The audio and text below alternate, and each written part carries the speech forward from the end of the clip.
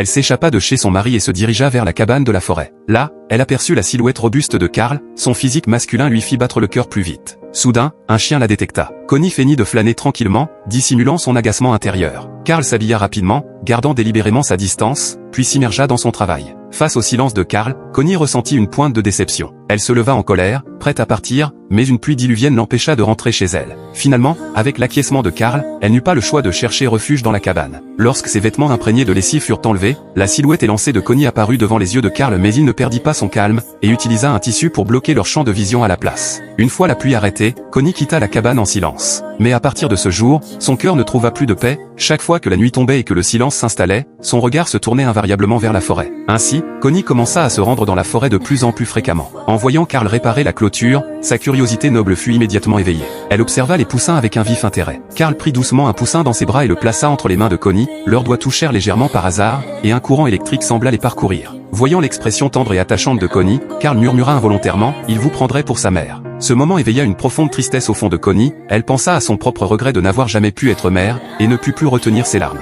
À ce instant-là, Carl fut également déconcerté, il serra Connie, abattue, dans ses bras. Connie ressentit un sentiment d'appartenance sans précédent, et son désir longtemps réprimé jaillit comme une source qui perce la glace. Dans la petite maison délabrée, l'air devint chaud et lourd, le temps lui-même semblait se condenser en gouttes de sueur. Ce n'est qu'à la tombée de la nuit que Connie partit à regret. À partir de ce jour, Connie ne put plus se contrôler, chaque nuit tardive, elle s'échappait pour aller à la cabane de la forêt. Tout cela fut observé par la domestique de la famille. Alors que leurs rencontres devinrent plus fréquentes, Connie découvrit avec joie qu'elle était enceinte.